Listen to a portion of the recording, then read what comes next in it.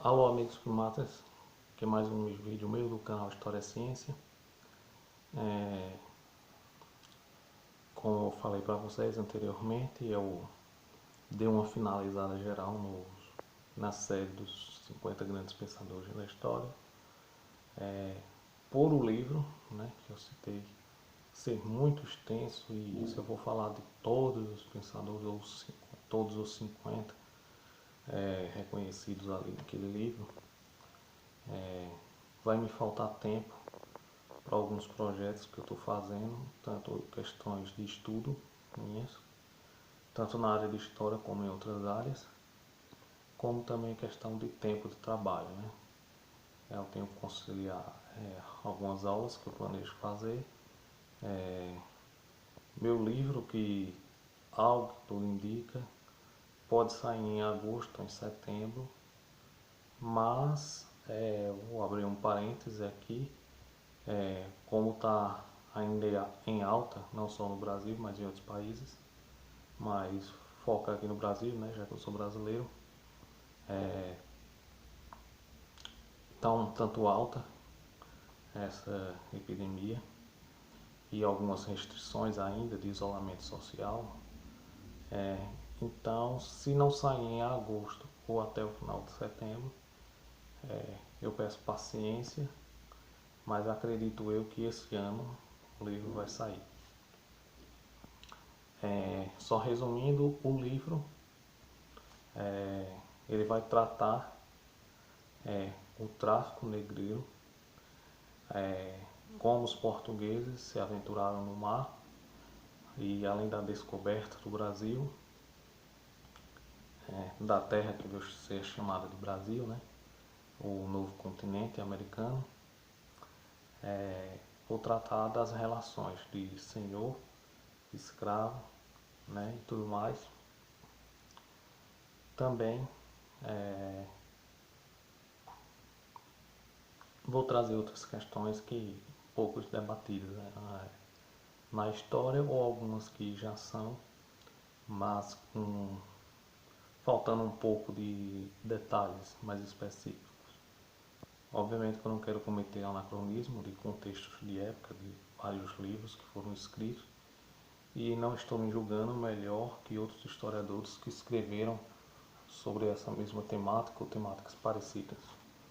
Até porque, para ser honesto com vocês, não existe nenhum maior gênio da humanidade. Eu acho que o maior gênio da humanidade é aquele que você gosta.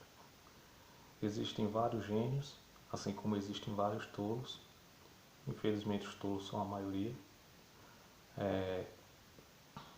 Mas são muitos gênios que existem, que já existiram no passado, que vai existir no futuro, mas ficando só com os do passado e os do presente, não tem como você medir a inteligência de todos eles, principalmente quando são grandes pensadores de áreas diferentes. Você pegar Thompson ou Hobsbawm, que é da área de história, e querer competir com Stephen Hawking, e Carl Sagan, que é da física, da astronomia, são áreas diferentes. Então é injusta essa comparação. E mesmo que fossem da mesma área, né? Acho que cada um no seu domínio, vamos dizer assim. Por exemplo, na psicanálise, o cara mais reconhecido, tido como maior gênio, é Freud, já que foi ele quem criou a ciência, é uma nova ciência. E eu concordo, mas até certo ponto, porque Freud, apesar da psicanálise dele ser muito útil mesmo na questão pedagógica, na qualidade do ensino, ele quis abandonar essa tese por um tempo. E a filha dele, Anna Freud, que foi talvez, né, a mais fiel seguidora dele, não só por ser filha dele, mas porque foi uma pessoa que teve contato direto, tanto pessoalmente como intelectualmente, né, com o Sigmund Freud. Mas assim, esse vídeo é mais assim um desabafo, um lamento que eu tenho com a área de história. Eu sei que pode chocar muitos de vocês que estão vendo o vídeo, sendo historiadores ou não, professores de história ou não, ouvir isso de um historiador, né, ou de um professor de história. Mas assim, o meu lamento com a área é porque, infelizmente, não só no Brasil, mas em outros países também, a gente, quando entra na faculdade ou até mesmo na escola, faz um discurso muito bonito de que quer aprender com o passado para não repetir os erros no presente e no futuro. O que não acontece, a gente muitas das vezes, podem não ser todos os erros, mas muitos deles a gente continua cometendo e muitas vezes não tem, melhor dizendo, a humildade de reconhecer que está errado e mudar aquela rota, né? Poucos fazem isso e eu compreendo porque é difícil lutar contra o ego e ter a humildade de chegar e dizer: eu estava errado nessa questão, independentemente de ter um diploma em matemática, em história, filosofia, medicina, arqueologia, e aceitar a possibilidade de estar errado. Que vai uma crítica que, assim, obviamente que historiadores, antropólogos, sociólogos, que estudam um determinado tema, como por exemplo comunidades quilombolas, comunidades indígenas, eles têm um peso intelectual, uma autoridade maior para falar que outras pessoas que não são da área, que não leram, que não tiveram contato com essas comunidades. Mas, mesmo o pensador mais ilustre que está pesquisando essa temática, em muitas coisas ele vai errar e em muitas coisas, assim, todos nós temos um pouco ali de preconceito. Às vezes a gente reconhece que está sendo preconceituoso e toma uma atitude de mudança em relação àquilo, mas às vezes o ego de querer estar sempre certo não reconhece, ou quando reconhece, mas mesmo assim naquele orgulho de querer manter aquela pose de, de um grande sábio. Quando na verdade um grande sábio é aquele que só sabe que nada sabe, né? Só sei que nada sei, como diria Sócrates. Todos nós temos limitações e estamos sujeitos a erros, né? E é importante ouvir. E mais importante, um detalhe que eu esqueci de falar, principalmente nas ciências humanas, um filósofo, um sociólogo, antropólogo, historiador, um arqueólogo, pedagogo, enfim, entre outras áreas, psicologia, a gente vai aprender muito sim com os intelectuais, os escritores, até porque eles trabalharam em várias áreas que aqui nós estamos estudando hoje. Porém, você deve lembrar em consideração que parte, ou a maior parte, talvez, do seu trabalho, dependendo da sua pesquisa, você vai tirar fontes, não é dos grandes intelectuais. Os grandes intelectuais vão lhe ajudar na escrita sobre o problema, sobre o trabalho que você está escrevendo, estudando, mas o seu testemunho você está pegando com pessoas simples. Algumas que felizmente conseguiram um grau de instrução intelectual elevado e outras por uma infinidade de motivos não. Então, assim, se uma pessoa considerada analfabeta, uma pessoa de um peso intelectual baixo, é sem valor para você, então o seu trabalho também é sem valor, né? Pelo menos parte dele, já que boa parte você retirou justamente das pessoas em condições intelectuais mais baixas, mas que têm vivência de mundo. E a vivência de mundo é muito importante. É um grande erro de muitos intelectuais quando entram na política. Não que não seja bom ter um grande intelectual na política, desde que ele esteja bem intencionado, de fato, com, com o objetivo de entrar ali. que ele realmente tenha propostas boas, para a cidade, para o país, para o estado. Mas a crítica que eu estou tentando falar, né, estou só enrolando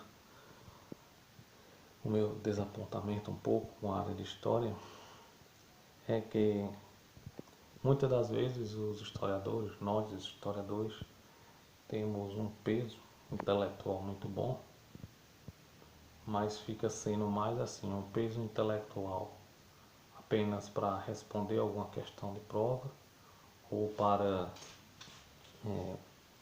ganhar um debate político, mas deixamos ferramentas pedagógicas de lado.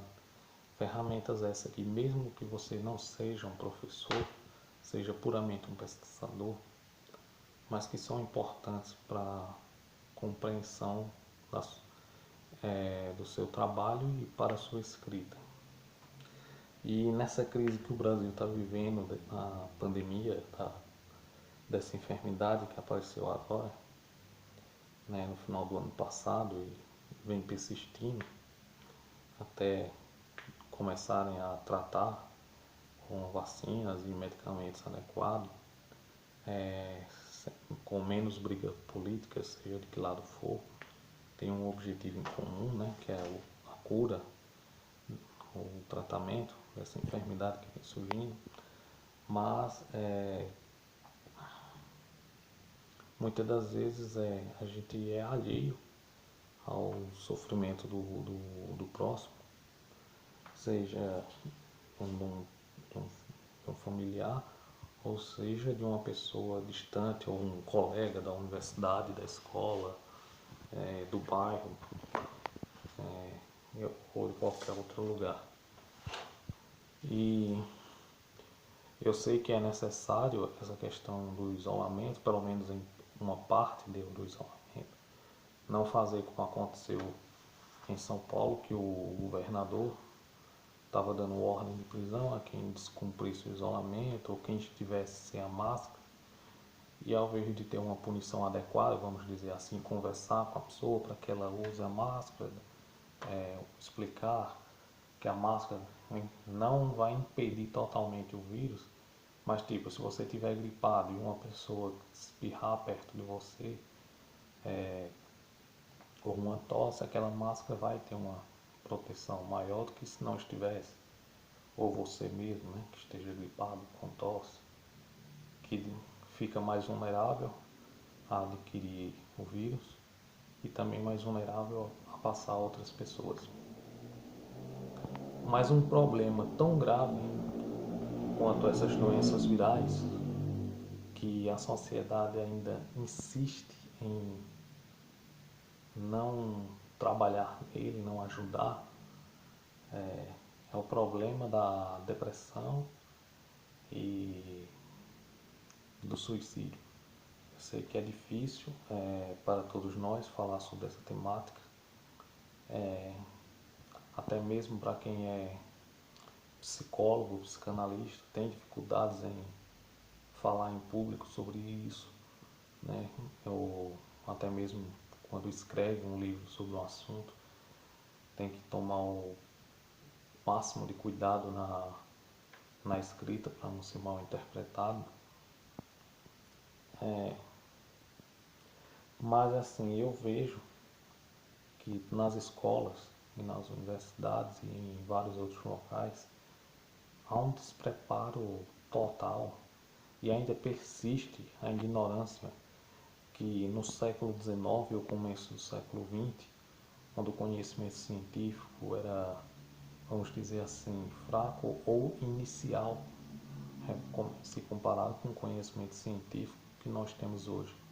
Isso em todas as áreas da ciência, nas áreas biológicas, a parte da medicina, da saúde, as ciências sociais, as ciências exatas e dentre outras questões, os valores morais, éticos, né, pelo menos o Ocidente tem se tornado mais tolerante com grupos minoritários que não eram em outros períodos históricos. mas a gente não tem tido cuidado, a preocupação de falar bem dessas temáticas e de tentar ajudar os outros. E, infelizmente, os historiadores estão sendo pessoas de muito saber, porém de pouca ação. E eu digo pouca ação no conhecimento histórico e no conhecimento ético e moral. Então, se vocês tiverem alguma dificuldade nessas questões de ética e moral, além de livros de filosofia, de história, sociologia, religião, etc., eu gosto muito de mangás e animes japoneses. Então, algumas animações como Psycho Pass, Death Note, Babylon, talvez junto com Death Note para mim seja o melhor no quesito moral e justiça. O Babylon é um tanto pesado, ele é uma animação só para adultos, não é para crianças, porque ele traz uma carga de um assunto muito polêmico, que é o suicídio. Algumas pessoas consideram a temática do anime Babylon irresponsável, a forma que ele tratou. E para mim não. Para mim eu acho que ele foi bem porque o criador, ou os criadores, melhor dizendo, foi mais de uma pessoa na produção, ele não foi simplesmente no clichê. Fazer suicídio é errado e é do mal. Porque você colocar isso assim, você está querendo insinuar, ainda que não conscientemente, que a pessoa que fez aquilo ou que pensa em fazê-lo é uma pessoa má. E na maioria das vezes não é. Há doenças, enfermidades, inclusive enfermidades psicológicas, não escolhem caráter. Então, muitas vezes a pessoa que está com essas ideias é porque ela não está no seu controle emocional, no controle do seu eu consciente. E os traumas que todos nós temos e adquirimos ao nosso tempo de existência aqui na Terra, se não for bem trabalhado, acarretará sim, em inúmeras enfermidades e inúmeros problemas. E vale uma nota que é muito fácil você fazer um julgamento sobre o que aquela pessoa está passando e intitulá-la de fraco ou de covardia, mas eu acho que a única pessoa fraca ou covarde é você que não está ajudando. Ou muitas das vezes as pessoas que têm boas intenções de ajudar, mas não, não ajudam, não têm a técnica, vamos dizer assim, e já vai dizendo que é frescura, que é vitimismo, coisa desse tipo. Como eu disse anteriormente, no século XIX e o começo do século XX, o estudo do cérebro só era permitido, só era compreensível, o estudo físico, só quando a pessoa morria, então você conseguia estudar mais as atividades neurais. Mas muitas pessoas, na época e hoje em dia também, não necessariamente precisam ter um problema de saúde físico para ter essas inclinações depressivas, suicidas. Isso é coisas muitas das vezes do psicológico, que está ali no inconsciente, que está ali guardado, mas com o decorrer do tempo ele vai ganhando força. Como diria Freud, o inconsciente ele é sutil, mas ele não descansa até ser ouvido. Por isso que é também comum, muitas das vezes, pessoas calmas, em momentos de alta tensão, ela descarregar coisas que no seu domínio moral, no seu domínio consciente, ela não faria ou não diria. Então, a minha dica é que você, através da literatura, e eu citei aqui a questão das animações e os mangás japoneses, mas também a literatura ocidental também, que retratam temas polêmicos como racismo, preconceito, depressão, dentre outras coisas, cabe muitas das vezes você um estudo melhor sobre isso e ter um cuidado quando for abordar esse assunto, porque não é fácil para a pessoa que está passando aquela dificuldade. Bem, pessoal, era só isso. Desculpa se eu prolonguei. Posteriormente eu tentarei fazer um vídeo melhor sobre esse assunto. Esse foi mais um vídeo de desabafo que eu espero ajudar e também ser ajudado. Então, muito obrigado a todos e até a próxima.